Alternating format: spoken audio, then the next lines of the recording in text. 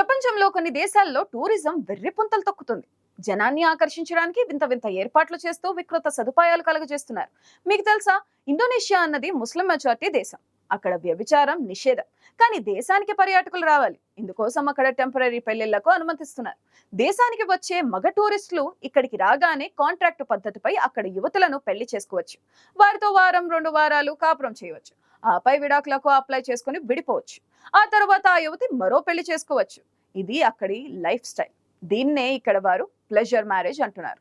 అయితే మొత్తం దేశమంతటా ఇలా జరగడం లేదు, కానీ కొన్ని గ్రామాల్లో మాత్రమే జరుగుతుంది.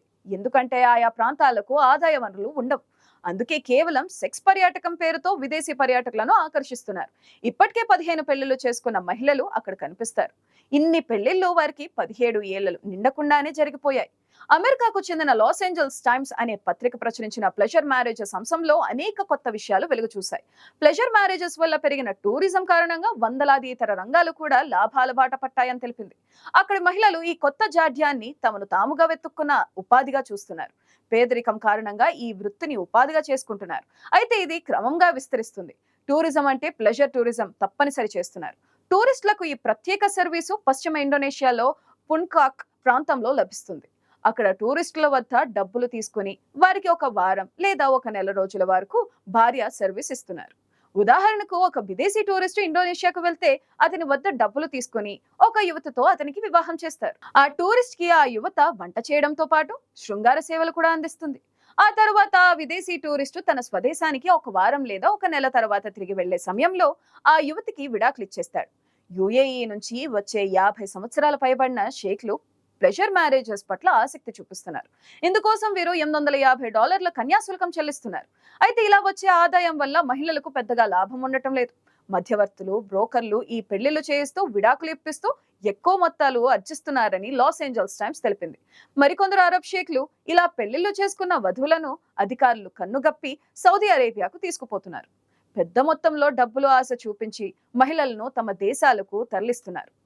ఆ తర్వాత వారిని బానిసలుగా చూస్తున్నారని స్థానికులు చెబుతున్నారు. ఒకసారి షేక్లు ఇళ్లకు చేరిన మహిళలకు బతుకొక నరకంగా మారుతుంది. తనను పెళ్లి చేసుకున్న షేక్ చెప్పే అన్ని పనులు చేయాల్సి ఉంటుంది. రోజు కొరడా దెబ్బలతో ఒళ్ళు హూనమవుతుంది. అక్కడికి చేరాక మహిళలకు 1 దినార్ కూడా చెల్లించడం లేదు.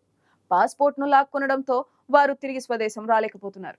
ఇలా ఎంతమంది బలవుతున్నా కొత్తగా ఈ తరహా ఉపాధిలో చేరేందుకు మహిళలు వస్తూనే ఉన్నారు.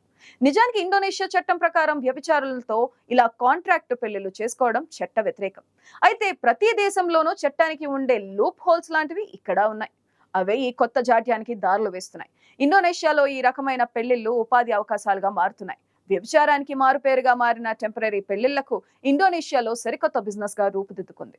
ఈ బిజినెస్ గురించి సోషల్ మీడియాలో నెటిజన్లు నిప్పులు చెరుగుతున్నారు. టూరిస్టులను ఆకట్టుకోవడానికి వివాహాల పేరుతో వ్యభిచారాన్ని నడిపిస్తున్న తీరుపై ఆగ్రహం వ్యక్తం చేస్తున్నారు. ఒక దేశం టూరిజం కోసం ఇంతగా దిగజారాలా అని ప్రశ్నిస్తున్నారు. టూరిస్టులను ఆకట్టుకోవడానికి పలు ఏజెన్సీలు ఇలా కొత్త సర్వీసులు ఆశ చూపిస్తున్నారు. ఇండోనేషియా ముస్లిం దేశం కావడంతో అక్కడ వ్యభిచారానికి అనుమతి లేదు. అందుకే ఇస్లాం మతంలోని నియమాలను వక్రీకరిస్తున్న ఏజెంట్లు అక్కడి వివాహ వ్యవస్థ దుర్వినియోగం చేస్తున్నారు. ఇండోనేషియాలో ప్లెజర్ మ్యారేజెస్ బిజినెస్ జోరుగా సాగుతుంది. ఈ సర్వీస్ కారణంగా ఇండోనేషియాకు వచ్చే టూరిస్టుల సంఖ్య కూడా బాగా పెరుగుతుంది. పక్కనే బ్యాంకాక్ ఉన్న అక్కడ యువతులు వ్యభిచారం మాత్రమే చేస్తారు. కానీ ఇండోనేషియాలో అయితే వివాహం చేసుకున్న టెంపరీ భార్య వంట చేస్తుంది. కస్టమర్ భర్తకు కావాల్సిన అన్ని అవసరాలు తీరుస్తుంది. అటు ఇరాన్ లోనూ ఈ తరహా టెంపరీ వివాహాల సంప్రదాయం మొదలైంది. షియా ముస్లింలు ఈ సంప్రదాయాన్ని పాటిస్తున్నారు. అయితే ఇస్లాం మతం దీనికి వ్యతిరేకం. ఈ దేశాల్లో వ్యభిచారానికి అనుమతి లేదు కనుక ఈ కొత్త పద్ధతిని విలాసాల కోసం దుర్వినియోగం చేస్తున్నారు. కొన్ని దశాబ్దాల క్రితం మన దేశంలో, అందులోనూ తెలంగాణలోనే ఇలాంటి టూరిజం కొనసాగింది. ఇదంతా 1980లలో జరిగింది. Saudi Arabia, United Arab Emirates, Oman దేశాలకు చెందిన వృద్ధ షేక్లు హైదరాబాద్ పాత బస్తీకి వచ్చి ఇక్కడ అమ్మాయిలను పెళ్లాడడం ఆరంభించారు. కొందరు అరబ్ షేక్లైతే పెళ్లి అనంతరం బర్కాస్ ప్రాంతంలో స్థిర నివాసం ఏర్పరచుకున్నారు.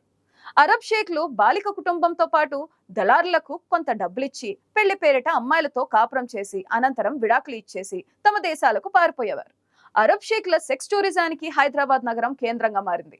పెళ్లి పేరిట సాగుతున్న ఈ సెక్స్ టూరిజం భాగోతంపై పోలీసులు దృష్టి సారించడంతో ఇప్పుడు చాలా వరకు తగ్గిపోయింది. అటు కేరళలోనూ అరబ్ దేశాల నుంచి వ్యాపారం కోసం వచ్చే పురుషులు ఇలాంటి పెళ్లిళ్లనే చేసుకునేవారు. అనేక ఇతర దేశాల్లో ఇతర విధానాల్లో సెక్స్ టూరిజం నిరాటంకంగా సాగుతుంది. నిజానికి ఏ దేశంలోనైనా కొంతమంది ప్రకృతి అందాలను ఆస్వాదించడానికి వెళ్తే మరికొందరు సెక్స్ లో కొత్తదానాన్ని వెతుక్కుంటూ పర్యటనలు చేస్తారు. ఇలాంటి వారి కోసం కొన్ని దేశాలు సెక్స్ టూరిజాన్ని ప్రోత్సహిస్తున్నాయి. కరేబియన్ దేశాల్లో సెక్స్ టూరిజం ఇటీవల బాగా పెరిగింది. సుమారు 60,000 నుంచి 1,00,000 మంది మహిళలు ఇదే పనిలో ఉన్నారంటే అక్కడ తాకిడి ఏ స్థాయిలో ఉందో అర్థం చేసుకోవచ్చు. ఈ దేశాల్లో వ్యభిచారం నేరం కాదు, అయితే మైనర్లతో వ్యాపారం చేస్తే శిక్షలుంటాయి. అయితే ఈ వృత్తిలో ఎక్కువ మంది మైనర్లే ఉండటం దురదృష్టకరం.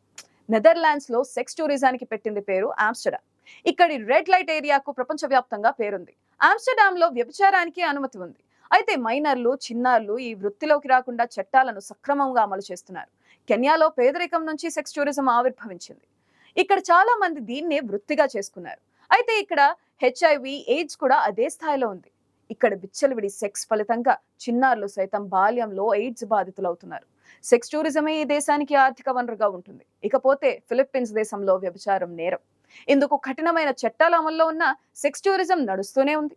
సుమారు 5 లక్షల సెక్స్ వర్కర్లు ఇక్కడ ఉన్నారు. తూర్పు ఆసియా, పశ్చిమ దేశాలకు చెందిన వ్యాపారులు ఎక్కువగా ఈ ప్రాంతాలకు వస్తుంటారు. ఇక్కడ పర్యాటకుల్లో 40 నుంచి 60% మంది కేవలం సెక్స్ కోసమే ఈ దేశానికి వస్తున్నారని ఓ సర్వేలో తేలింది. ఆమ్స్టర్డామ్, బ్రెజిల్, ఇండోనేషియా, కొలంబియా మినహా మిగతా దేశాల్లో అత్యధికులు పేదరికం తట్టుకోలేక ఈ వృత్తిలోకి దిగుతున్నారు. అయితే చిన్నారులు, మైనర్లను సైతం ఈ వృత్తిలోకి లాగడం బాధించే విషయం. కొన్ని దేశాలు వ్యభిచారాన్ని అనుమతించిన మైనర్లు, చిన్నారులకు రక్షణ కల్పిస్తున్నాయి. అదే తరహాలో మిగతా దేశాలు కూడా వ్యవహరిస్తే మంచిదనే అభిప్రాయం వ్యక్తమవుతుంది.